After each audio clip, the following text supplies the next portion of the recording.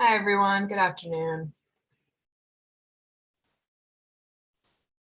We'll give it a minute or two for attendees to start coming in.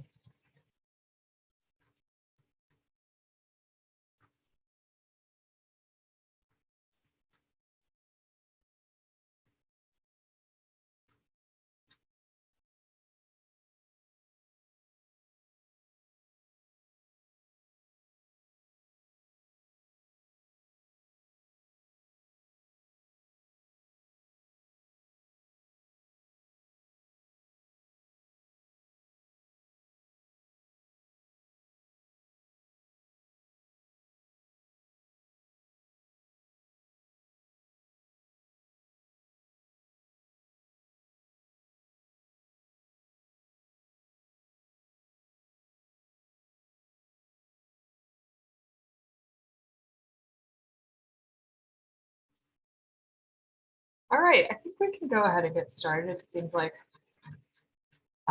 people are still coming in, but in the interest of time, let's go ahead and get started. So I will go ahead and introduce myself. My name is Maddie Haley. I am the AIRP project manager, and I want to welcome you all to the webinar series for the Autism Intervention Research Network on Physical Health, also known as the AIRP. Thank you all for joining us today. Because of the number of participants, your audio will be muted throughout the call, but you can submit questions at any point during the presentation via the Q&A feature or in the chat box on your webinar console. This webinar is being recorded and will be available on the AIRP website, airp.network.ucla.edu, which I will also put in the chat.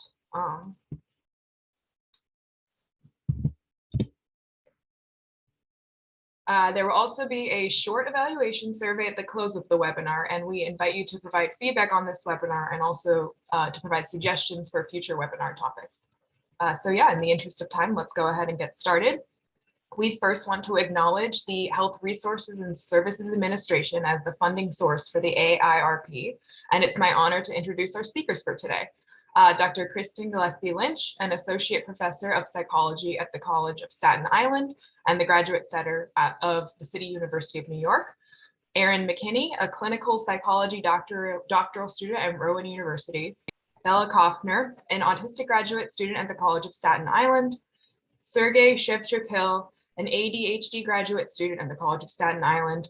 And Patrick Dwyer, an autistic PhD candidate at the University of California, Davis, and also one of our autistic researcher review board members. So let's go ahead and join me in welcoming our speakers. Thanks so much for taking time out of your day to come and be with us. We're really happy to have you here and really grateful to AARP for inviting us. We're going to be talking about how we can use an understanding of the neurodiversity movement to develop socially valid supports for autistic people. And obviously, this is a question that no one in the field completely knows the answer to at this point in time. And so we really would like your ideas and questions throughout this webinar so we can collectively move toward a greater understanding of this important issue. And this is to note the funders of the AARP network and that the positions and perspectives we share during this talk are our perspectives as the authors of the talk and not necessarily those of the funders. And in the interest of learning from one another and knowing who's present, we'd really appreciate if you could introduce yourself in the chat and share whatever you're comfortable sharing about each of the following. What are your name and pronouns? Why did you come to this webinar? And what is a question you currently have about the neurodiversity movement?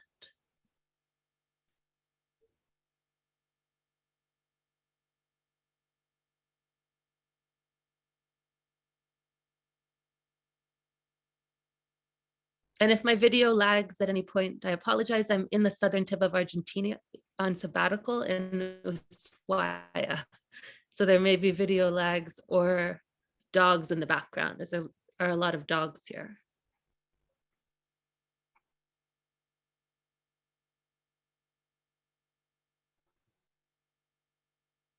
In the interest of time, we're going to move quite a lot we'd like to cover.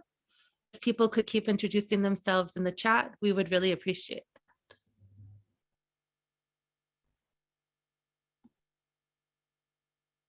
And so we wanted to start with our take-home points, which we'll return to at the end of the webinar. And we really wanted to highlight in the last point in particular, which is the importance of neurodivergent-led care and anti-stigma initiatives, but also that these initiatives need to be developed mindfully to not put undue burden on neurodivergent people.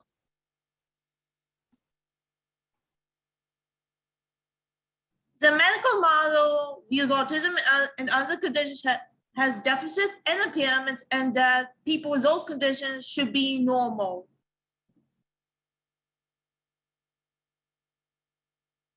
Neurodiversity is a diversity of all human brains. The neurodiversity paradigm is the fact that all human brains are different. The neurodiversity paradigm is a viewpoint that neurodiversity is a natural and valuable form of human diversity, and that the idea of one normal is unhealthy.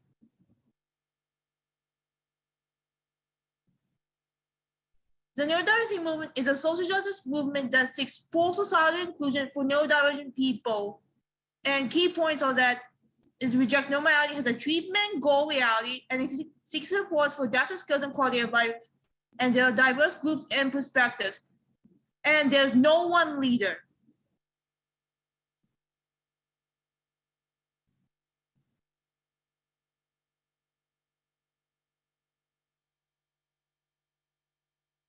Baron Cohen tried to resolve conflicts between the neurodiversity movement and the medical model by suggesting that the neurodiversity movement works for people with neutral differences, but that the medical model is necessary to address severe challenges. And this represents a key misconception about the neurodiversity movement, that it is identical to the social model, or that disabilities are only disabilities because of societal factors such as the lack of accessibility.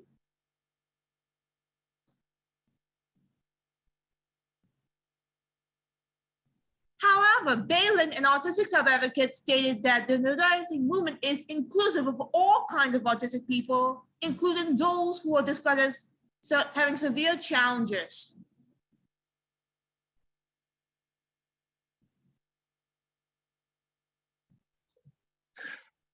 Yes, so as Bella was just saying, there seems to be some confusion sometimes about what people in the community actually want. So thank you all for introducing yourselves. And it would also be great if you could just pop in the chat your opinion about how well the existing supports that we're offering match up with what people in the community generally want. So you just put a rating from 0 to 100%.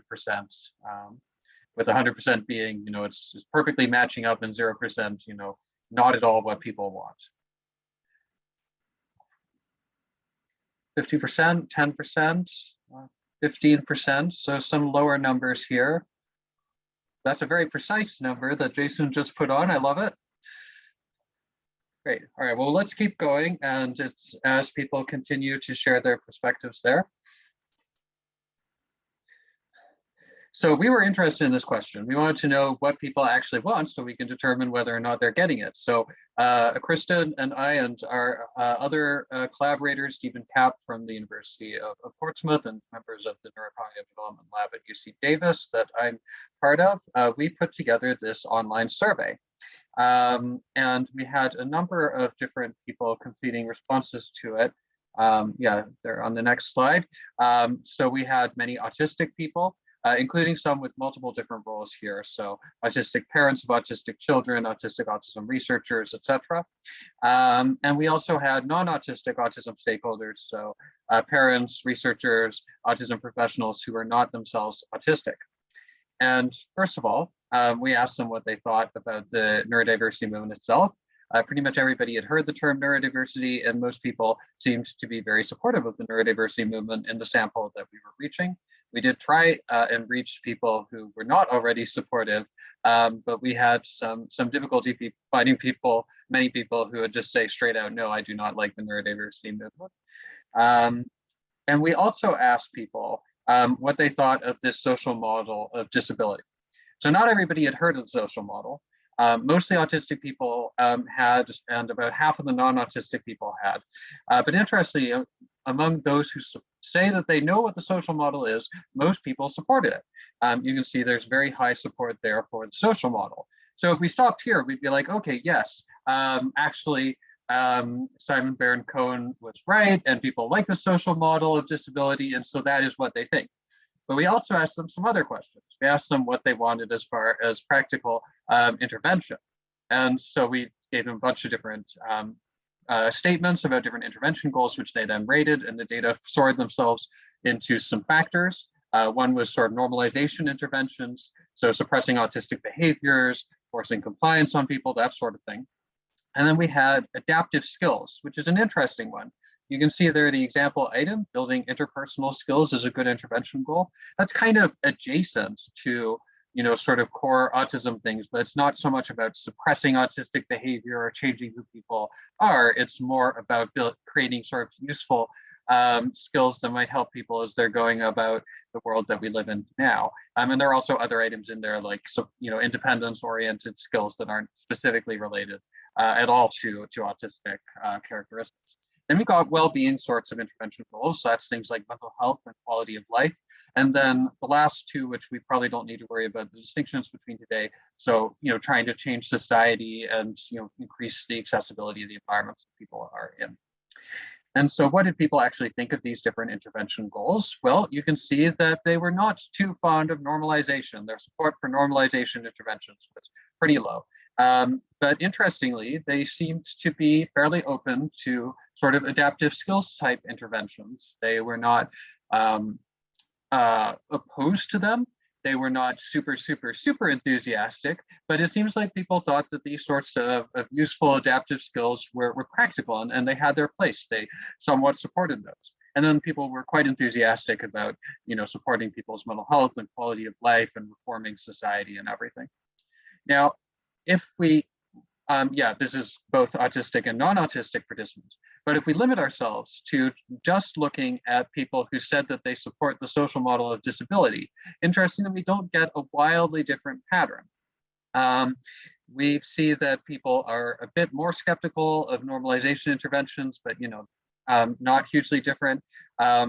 Adaptive skills interventions, they're still very open to these interventions. They're aiming to teach people useful skills. And of course, people are still very supportive of well-being, societal reform, etc. So this is important because if we, it's saying that these people who say they support the social model of disability, this idea that we should be focusing solely on society, supposedly, actually don't seem to think that we should be focusing solely on society. The social model says that it's society that disables people, that it's society's failure to include people, to be accessible, that causes barriers. But here people are saying that interventions to teach individuals useful skills can be helpful, that they have their place. So there seems to be a misunderstanding here that people think that, yes, society is important and we should be paying more attention to it, but they're not fundamentally opposed to the idea of teaching useful skills to individuals. And this sort of misunderstanding, as Bella was saying, is probably really exacerbated and confused a lot of debate on this issue, unfortunately. Now, if we get back to the original question I asked you, how well do the interventions people are actually getting match up with what people say they want? Well, this is a slightly dated review, but unfortunately hasn't changed too much since then. There are, as you can see, hundreds and hundreds of studies looking at core autism symptoms and trying to change them. So essentially normalization type interventions, which again, people did not like. And outcomes that people really liked, like these well-being oriented interventions like mental health, unfortunately appeared quite infrequently, and that has changed a bit since then, but still the basic disparity there remains. So huge unfortunate gaps in terms of people not getting what they want.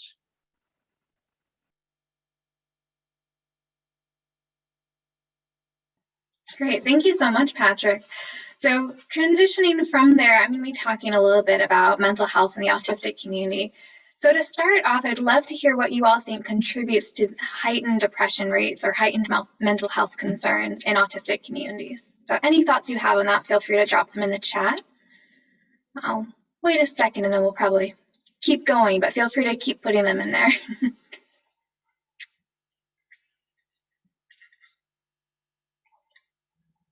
Isolation, masking, yeah, absolutely.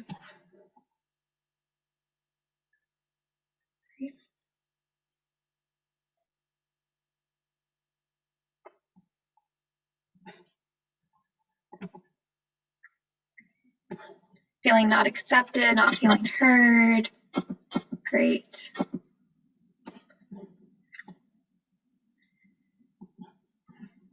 Great, well, we'll keep going, but some of these themes will come up for sure. And feel free to keep adding them.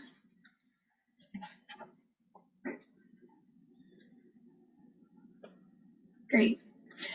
So as I mentioned, I'm going to be talking about mental health. In particular, we're going to be sharing some ongoing research on predictors of depressive symptoms in autistic and non-autistic college students during that first semester of college. The next slide, thank you.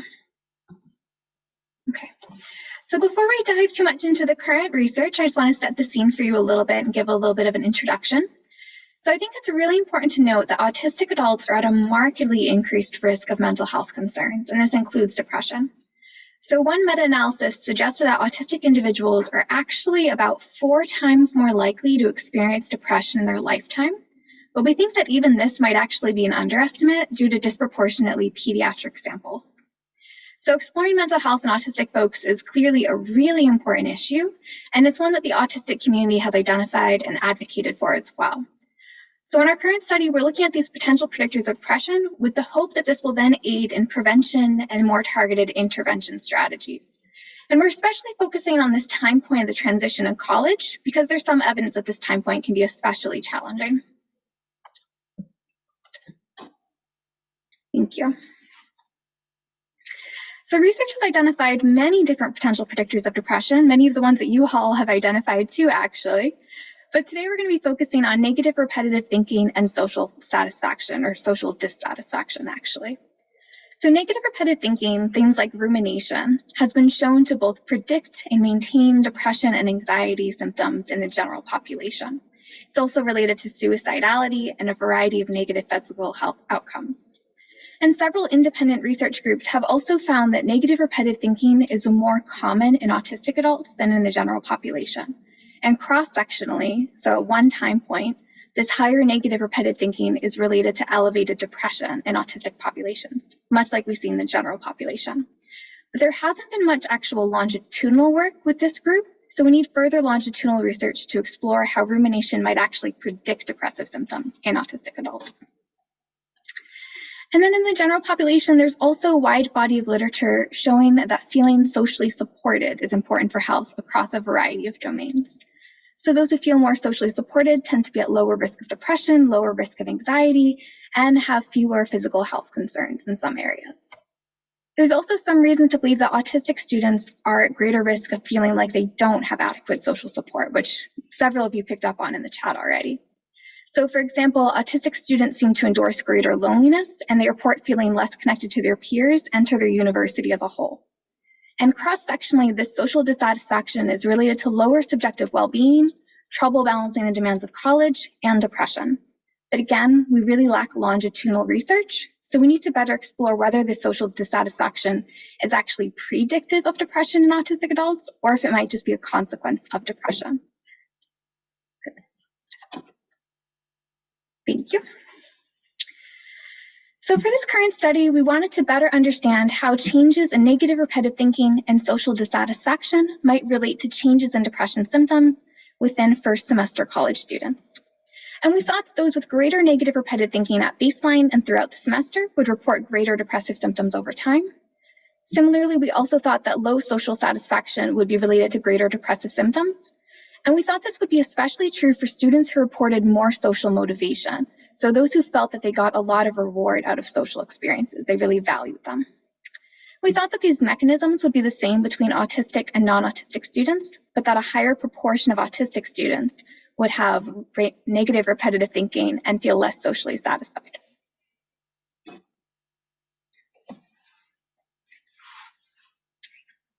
So we recruited autistic and non-autistic incoming college students from 4 universities in New Jersey and New York.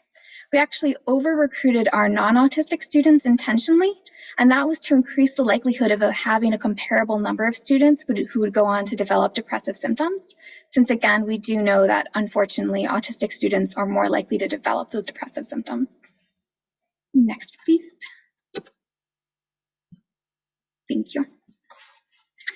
And then after we formed our participant groups, participants took a baseline survey at the beginning of the semester. So they answered things about their repetitive thinking, their worry, mental health symptoms through like the Beck Depression Inventory, measures like that. Then they answered short 2-minute survey twice per week on Wednesdays and Sundays for about 12 weeks. So through this biweekly survey, they reported their sadness, anxiousness, stress, repetitive thinking, social satisfaction, and how hopeful they feel throughout the semester. And then finally, they took an endpoint in December, very similar to the baseline. And all of this was completed online, so no one had to come in person for it.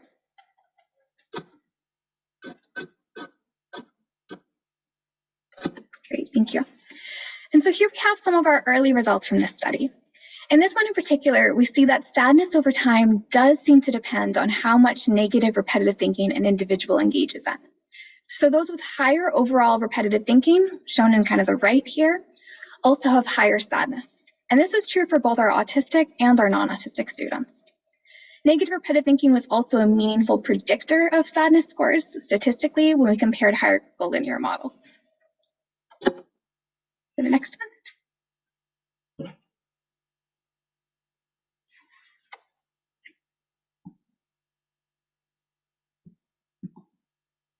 Then as we switch slides, I'll answer that question in the chat. So this is data from this past fall, actually. Kristen, can you bring it to the, yeah, thank you. Great. And then we also looked at the relationship between how satisfied students were with their level of social connection and how sad they felt. And like with repetitive thinking, our model comparison did show that social connection significantly improved our model's ability to predict sadness scores. In general, what we see is that those who on average felt less socially satisfied across the semester, so those in kind of our first panel here, felt more sad than those who felt more socially satisfied. And this general relationship is true for both our autistic and our non-autistic students. But it is worth noting that our autistic students do seem to be at slightly higher risk of feeling socially unsatisfied. And with our relatively small sample, I think it's too early to make too strong of a claim here, but there is also a little bit of preliminary evidence suggesting that especially for our autistic students, social satisfaction might actually affect the trajectory of their sadness scores over the semester. So if they were feeling more socially satisfied on average, their sadness was more likely to decrease over time. And that was especially true for our autistic students, actually. But again, that's very preliminary at this point.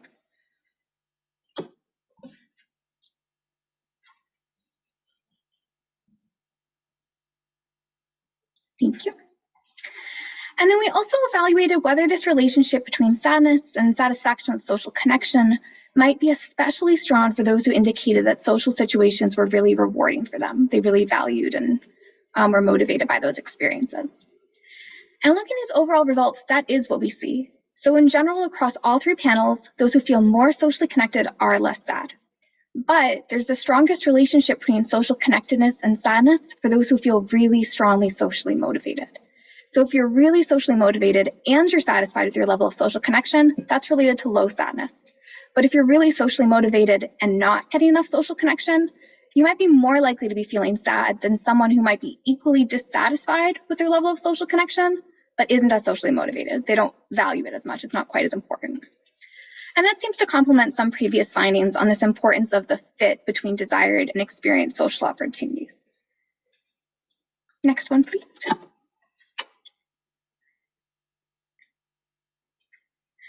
So to conclude, our take-home message is that longitudinal sadness scores do seem to be significantly related to both negative repetitive thinking and social connectedness, and this is true for both autistic and non-autistic students.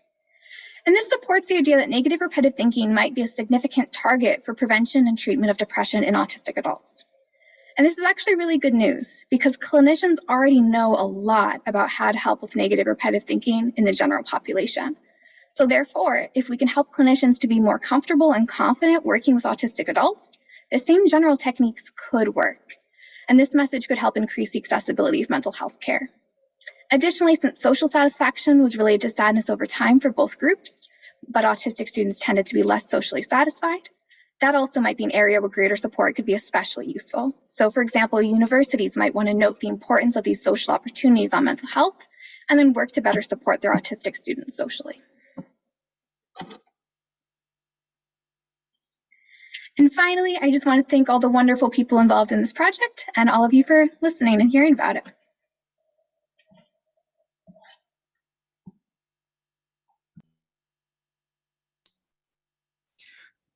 So please share in the chat, what would be one advantage of having more autistic clinicians? And in the interest of time, I'll keep going while you answer.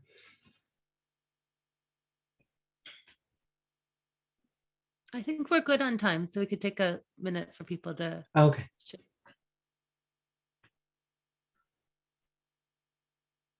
My internet is lagging a little bit, so if it's slow with the slides, that's why. Yeah, just give me a holler if we need to do a switcheroo or something. I have the Google thing open, so I could share the slides if needed. That might be a good idea, but there's definitely a lag on my end if you want to while people are answering. Yeah, sure.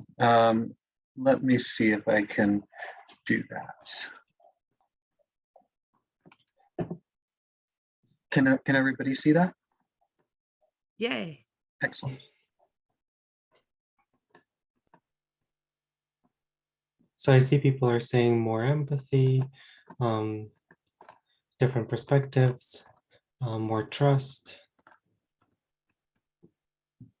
role models. So we'll see a lot of that come up in my part of the presentation.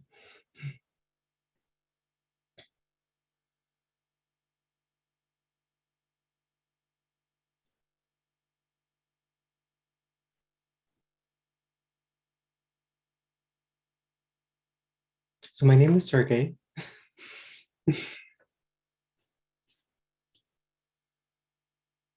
And I'd like to quickly step away from autism, but I promise that this is relevant. Dr. Linehan developed DBT. It was the first evidence-based therapy for borderline personality disorder and suicidality. And these clients were considered some of the most difficult to work with at the time. She developed DBT based on her experiences with borderline personality disorder, and she based it on the dialectic of accepting oneself and needing to change. DBT impacted other therapies, for example, with the popularity of mindfulness. And one of Dr. Linehan's reasons for publishing her memoir was how much it would mean to her clients to know that she had gone through experiences similar to theirs. DBT also provided a more humanizing way of approaching self-injurious behaviors, since it saw them as coming from intense emotions and occurring once they're one's only way of coping. Saw them as being treated through harm reduction and emotional regulation. Autistic people engage in self-injurious behaviors for the same reasons as non-autistic people. So same or similar approaches should be used, but autistic people are often treated differently, often with aversive stimuli. Nothing about us without us is an important slogan in the neurodiversity movement. And I think that Linehan's story provides an example of the impact the perspective of a person with firsthand experience can have. Empathy is one of the cornerstones of any effective therapeutic approach. And the double empathy problem arises from differences between neurotypes and can make it difficult for people to empathize with each other. This can present a barrier for clinicians working with autistic clients. It highlights why we need more autistic clinicians. Autistic people trained as researchers and clinicians could have a lot of impact on the field. They can collaborate and consult with colleagues who are seeing autistic clients. They can collaborate on developing trainings for non-autistic colleagues and develop new as well as improve existing supports. It would also allow autistic clients to see themselves reflected in their clinicians, which can strengthen the therapeutic alliance. It can provide a role model and inspiration for the client, reduce stigma through positive contact between autistic and non-autistic colleagues, and shows clients that people like them are not excluded from the field that is looking to help them. And I 100% agree with all the points that Sergey is making here. And in addition, we actually have some data from that same project that I was presenting earlier that touches on this, because we had responses there from 120 professionals and educators and clinicians, and it turned out that more than a quarter of them were autistic. And so we were able to look, is there a difference in some of the opinions and views that were being expressed by the autistic and the non-autistic professionals, and there were differences. So you can see here, first of all, that the autistic professionals were more supportive of the neurodiversity movement. They were more opposed to normalization-based interventions, and they were also a bit more skeptical about those adaptive skills interventions. They still saw them as useful, they somewhat supported them, but they were not as enthusiastically supportive as the non-autistic clinicians. Instead, the autistic professionals were placing a greater emphasis on supportive environments. The autistic professionals also seemed to be putting more emphasis on autistic agency and self-determination. Compared to the non-autistic professionals, they were less likely to endorse the idea that the parents and the professionals themselves should be playing the leading role in developing intervention goals. And interestingly, they also seem to be more supportive of a more total communication type approach. They were less focused on supporting communication primarily through verbal speech. They seem to be more open to multiple modalities, which I think it is being recognized as the right way of proceeding there. So all of these data seem to suggest that, the autistic and the non-autistic professionals do meaningfully differ in a lot of their basic opinions about the right way of doing things, and therefore that the autistic professionals are an important perspective that can really enhance the field. And as we aim to increase neurodiversity in the field, we need to make sure we're continuing to increase other types of diversity as well, and keeping intersectionality in mind. Autistic people often hold other marginalized identities and can experience multiple types of oppression. For example, many autistic people are also LGBTQ+. So clinicians need to specialize in both areas. And environment needs to be inclusive of LGBTQ+ clients. For example, providing the option to select non-binary gender on intake forms. Autistic people often have other co-occurring disabilities, so practices need to make sure that they don't over-specialize and can help all autistic people. We also need to confront ableism in programs that train clinicians and other professionals. For example, through the use of universal design. These changes need to happen at all levels, in individual classes, in individual program through institutional rules, and in accreditation requirements. So wherever you are in the system, there's probably something that you can change or you can advocate for.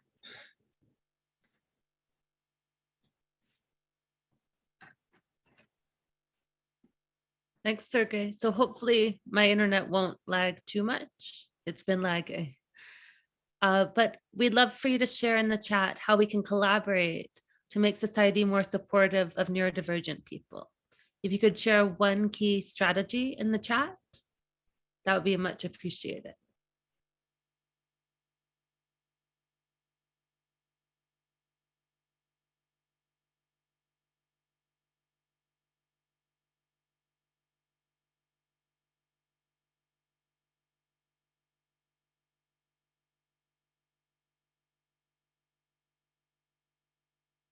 So Madeline wrote that presentations like this are a great start.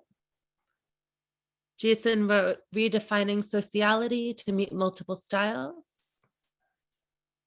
Lead Power to Them Graciously, supporting those who want to be in leadership roles who are also neurodivergent. We can collaborate by educating non-autistic people on the topic, developing autistic leaders who are involved in all aspects of the field, hiring neurodivergent people, active listening and power sharing with neurodivergent perspectives on what works in larger groups. Neurodivergent perspectives are present at every table, hosting social events led by neurodiverse people, acknowledging that there isn't one right perspective.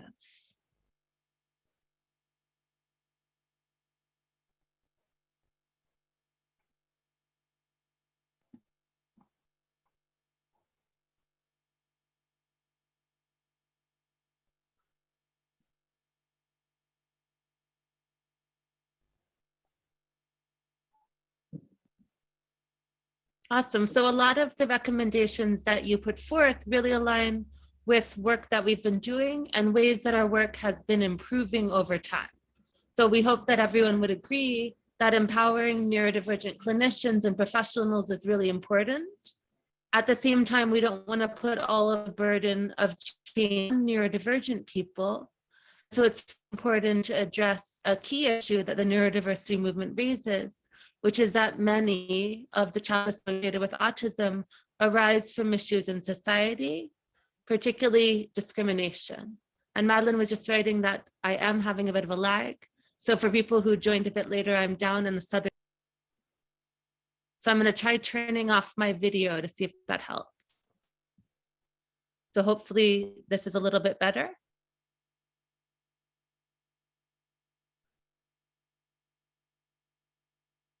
Oh, good. Awesome. Perfect. So in our early attempts to address stigma and discrimination in society, we focused on trainings that were not led by autistic people and that didn't highlight their perspectives. And we learned over time something obvious, which is that this isn't the best way to improve stigma and an understanding of autism in society. So more recently, we've been conducting trainings that are aimed at improving society and that have autistic people as key collaborators and leaders in training development, and also that highlight their stories and perspectives throughout the trainings.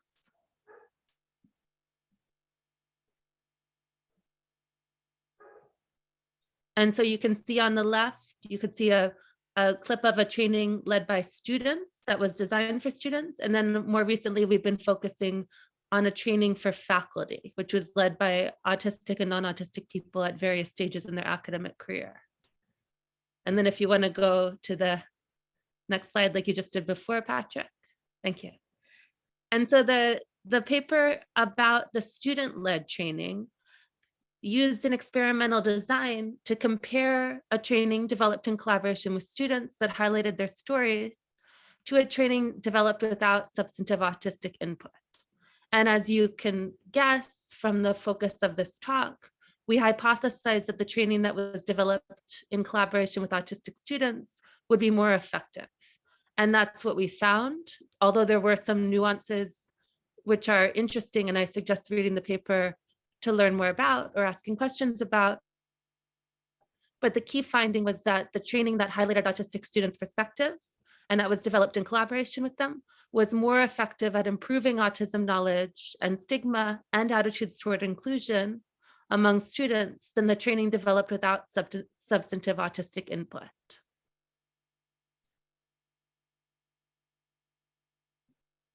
If you could go to the next slide, thank you. We're demonstrating communication with fewer modalities and an internet lag. Training built from the student study, and we had started to focus instead on faculty because there's a lot of research showing that faculty can contribute to challenges autistic students may experience in higher education through stigmatizing perspectives, through denying people the accommodations that they need and deserve, So a participatory team of 8 autistic and 7 non-autistic scholars developed an online training to help faculty understand autism and also to understand and appreciate the importance of universal design.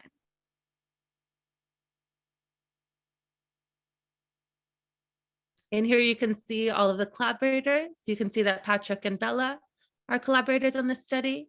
And the study was co-led by Dr. T.C. Weissman and me, but each of these collaborators was really, really important for the success of the study. And it was really cool having this type of collaborative team that spanned not only different types of minds, but also represented people from countries around the world.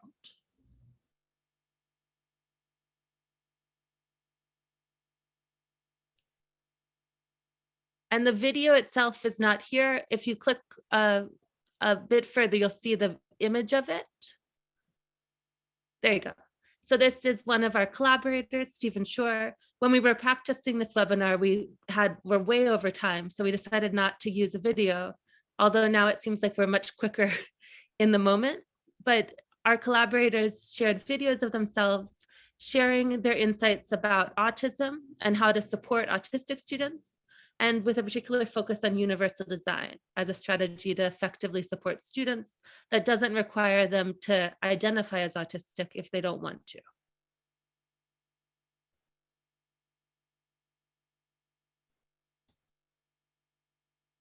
And so the training had a lot of videos like that, and then also quotes such as this one, which highlight the inherent inaccessibility of our society.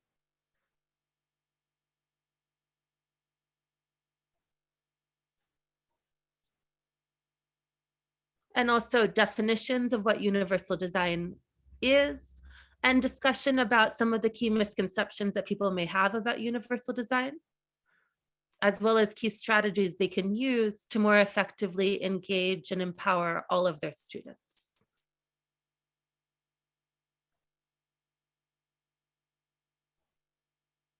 And so we had 2 broad sets of hypotheses. One focused on understanding why some faculty may express more stigma than other faculty before training. And then the core set of hypotheses focused on whether participation in the training would be associated with improvements in autism knowledge, stigma, and positive attitudes toward universal design among faculty. You can see in bold which characteristics predicted faculty being more stigmatizing toward autistic students. One of them, social dominance orientation, is a key characteristic that's been associated with prejudice toward a range of different identities. And a few of our collaborators actually thought that that wouldn't be associated with stigma among faculty. They thought faculty would not demonstrate social dominance orientation, but we definitely had variability in social dominance orientation, even among faculty who sought out this training. Sorry if you hear the dogs in the background. There's a lot of dogs here.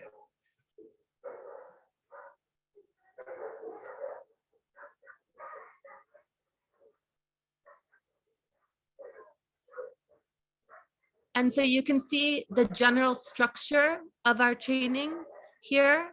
So we first did a pre-test, and then participants completed an autism module and a universal design module, and then they completed a post-test. And then a month after post-test, they completed an assessment of maintenance, which was identical to the post-test. And it's important to keep in mind that this design is quasi-experimental, which means that we can't say that the training itself necessarily led to any improvements we saw, because no one who participated in the study didn't do the training. But it also has a key innovation in that it's the first time in a long set of studies that we and other groups have been doing, seeing if trainings could potentially be associated with improvements in autism stigma and knowledge, that we've looked to see if those types of improvements maintain over time. And so we've always had this concern that possibly it looks like these trainings have an impact, but then if you looked back a little while later, there wouldn't be any impact. It would just be a transitory change.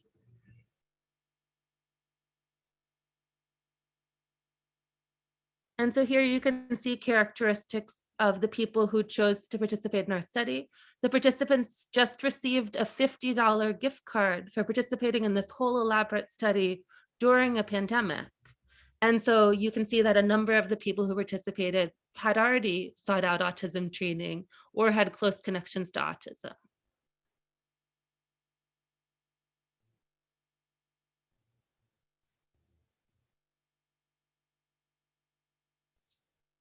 And these statistics were conducted by Zachary Williams. He used Bayesian statistics. And what he was comparing was whether the effects of the training were larger than effects that would not be meaningful.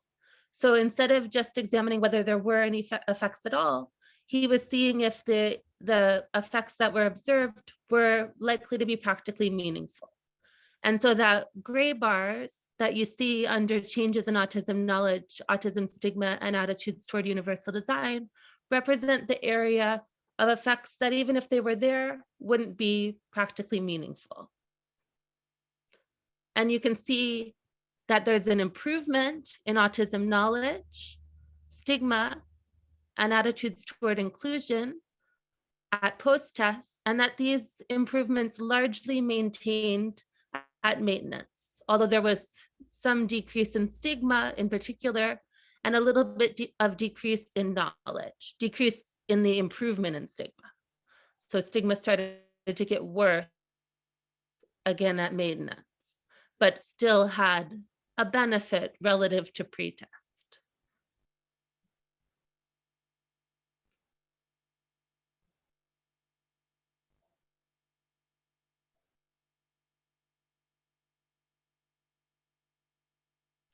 And so these are the take-home points that we highlighted at the beginning. Does someone else want to say them? Because I think I have a lot of lag.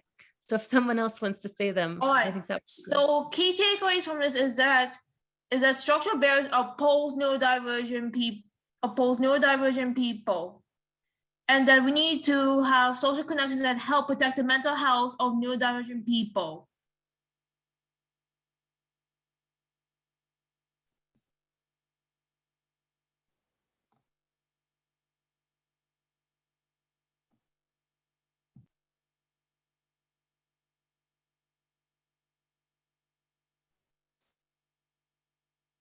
And I'd really like if the people present could reflect on the last point that we highlighted at the beginning as the most important point. And particularly this point about developing neurodivergent-led and participatory initiatives in a mindful way, because this is something that the field is really struggling with as it recognizes that this is very important. What are some key things that we should collectively be thinking about to be more mindful in developing neurodivergent-led care and research? We'd love your insights on that.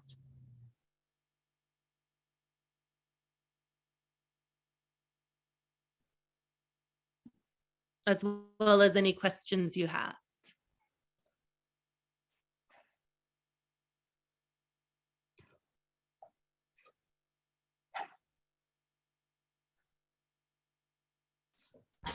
Thank you all so much. I was looking at the thank you list, and I was looking at the list of all the participants, and I realized a lot of those people are autistic research or members of our autistic researcher review board. So it's really nice to see collaboration in lots of different ways. So yeah, I guess we can go ahead and take some questions now. And thank you all again for presenting. I don't have any questions in the box, I don't think, but yeah, feel free to use the chat or the Q&A box.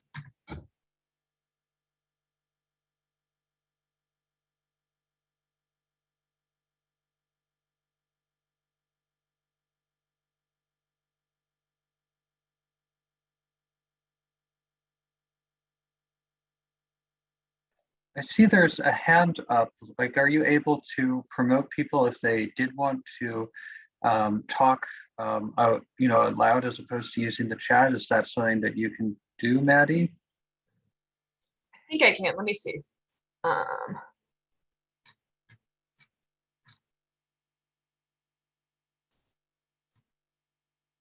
great. I see that it's been done. So yeah, if you want to unmute yourself and ask the question, please feel free. I think it's me talking. Does anyone hear me talking? Okay.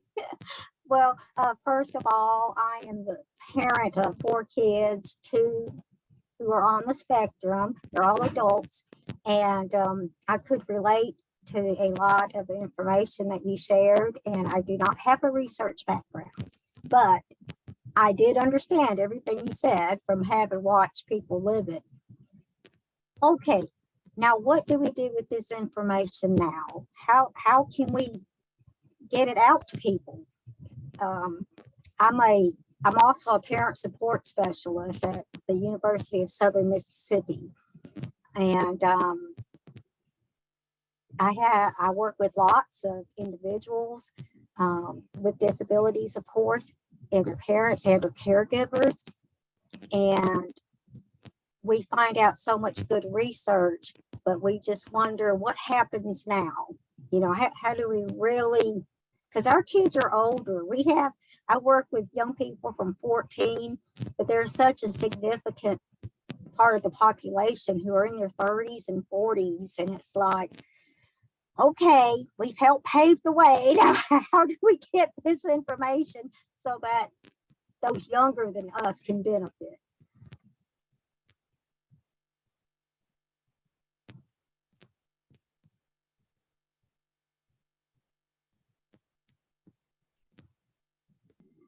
That's a great question. Thank you for asking it. And I'll just start off by saying that I think it's also a question that the field is asking in so many ways right now. And I think so many of us are aware of that, almost feeling sometimes that, you know, the research studies will be going on, but what we really need is then the implementation and how to actually make these things happen. So it's definitely not just you wondering those things. I think all of us can probably relate to that in some capacity. From my end, I think that a lot of the things that we're looking at are things that we can pretty directly move into prevention or intervention work. So if we can identify that, you know, these particular things are risk factors for depression, then we can kind of relate that to programming, and we can ask universities to advocate for more social supports, for example. Or even earlier in grade school, how can we teach our kids how their thinking patterns affect their emotions, and those kinds of things, I think, are ways that we could potentially advocate and continue to do more intervention research for sure at the same time. But do others have thoughts on that? It's a really big, really important question. Yeah, and I'd love to hear what, you know, people in the audience think about it as well. So please feel free to answer one another's questions. We'd love to hear your thoughts. For my part, I mean, I think part of it is continuing to sort of support each other informally in a grassroots kind of way, trying to build up informal support networks to share as our limited time and energy and resources allow to support each other. And as we do that, continue to press people who are in positions where they can change some of these things, decision makers, you know, within major intervention agencies, within institutions that we want to be more accessible and inclusive for neurodivergent folks. Like, for example, because I'm, you know, in sort of a post-secondary environment, and I facilitate peer support communities for neurodivergent students there. In addition to those sort of informal support communities, we've also been trying to press university administrations to make changes and things. So I feel like a two-tack strategy there is kind of the way to go, if that makes sense, personally. And I like what Ava's bringing up as well. Like also supporting autistic people who do want to go into positions of power, and just on a personal level, providing like letting them know their opportunity exists, even though society will oftentimes send the opposite message, telling disabled people that they can't be in positions of power, or they shouldn't be, or they're less valuable.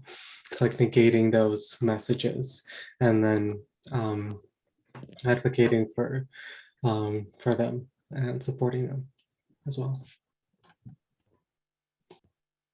I'm going to go ahead and allow Marissa to talk because I know she's had her hand up, and I also want to address some of the questions in the Q&A box as well, because a lot of these are super interesting, and things that I would like to hear about myself. So I'll go, Marissa, I'll go ahead and let you talk.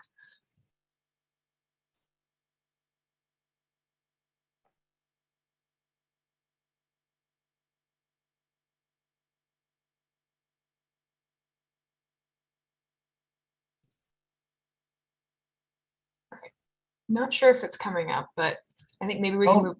Oh, yeah. Well, while Marissa is sorting that out, I saw there was a question in the Q&A box about opportunities to get involved in research, and actually there is a directory through the International Society for Autism Research that Zach Williams, who did some of those quantitative analyses from the faculty training, that he set up. So that's a great way that people could connect with researchers in the autism field if you're interested in being a collaborator and helping people not as a research participant, but as actually a community member in a participatory research environment setting.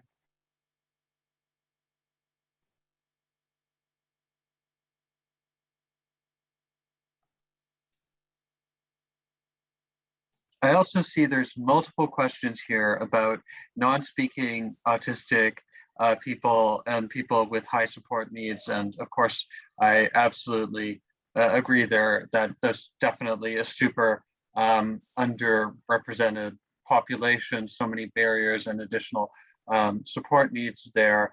And I really do think that the neurodiversity movement has a lot to say there. There are some non-speaking people who are really have emphasized that themselves, and I think that we need to do more to recognizing the barriers and the challenges that people there face to make sure that there are platforms for those people to share their perspectives in a way that is highly impactful, can reach lots of people, and that doesn't put too much of a burden on them, given the barriers that they're facing.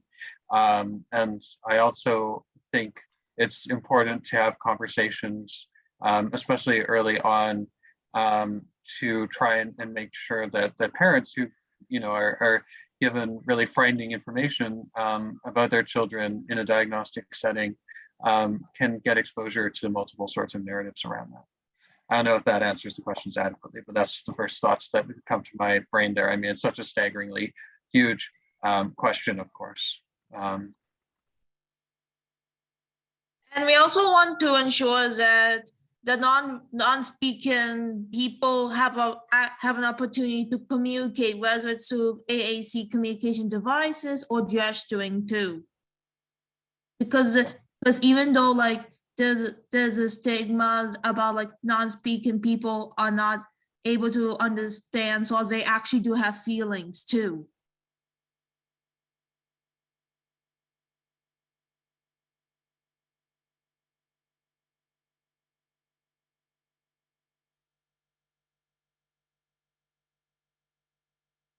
We asked a few questions, interestingly, about higher support needs, and in the survey that I was showing you earlier, where all the stakeholders presented their views on intervention and everything, and interestingly, people did not perceive that there was much of a difference in terms of need for supportive environments versus normalization.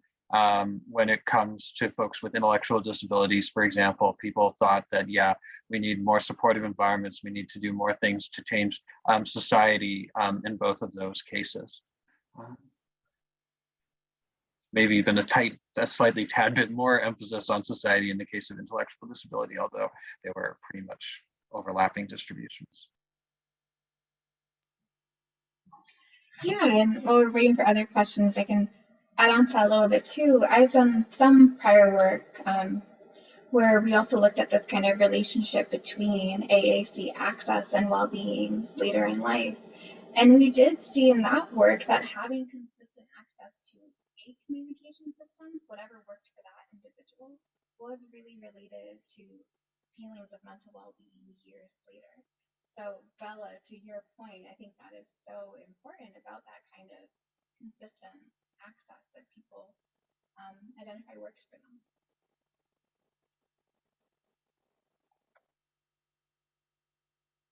And there's a question about, what if somebody really wants to bring in neurodivergent leaders but can't compensate people? And that's a tricky question. And sometimes there won't be those resources. And there are sometimes other ways. Like I'm a researcher and I'm fine with like a co-authorship on something, for example, that benefits me. So if there's a creative way, you can find some way of buying something that benefits people. But realistically, I mean, there's going to be differences, and a co-authorship is not going to be meaningful to somebody outside of academia, for example. Yeah, some creativity in terms of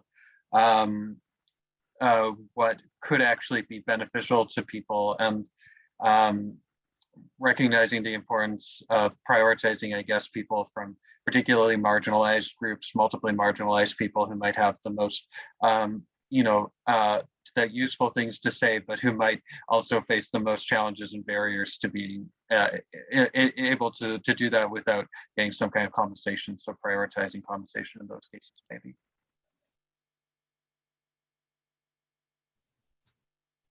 All right, I know it's 2 o'clock, or sorry, I guess it's 5 o'clock for some of you, but I know we're at the hour, and I know that probably some people still have some additional questions, but if I put our AIRP email in the chat, would I be able to field those questions to you all as needed? All right. It's been a really great discussion. But again, I want to be respectful of everyone's time. And yes, if you all want to put your emails into, that totally works. I did want to bring a couple of other things up on our before we end this webinar. So one thing is that we have our webinar next month in March on it's next month in March. It's going to be presented by Dr. Rajuda Wilson, who is one of our she's our node leader for the neurology research node. She's one of our AIRP node leaders, and she will be doing a presentation on sleep and autism. So I just put the link in the chat to register for that. And also I'm going to put in the chat the link to take a survey for this webinar and provide your thoughts, and also to provide some feedback for future webinars. So yeah, I think that's pretty much everything. Thank you all again so much for attending, and thank you all for presenting. This was an amazing discussion, and yeah, we look forward to hearing more, and we look forward to seeing you all at next month's presentation. Thanks. Bye, everyone.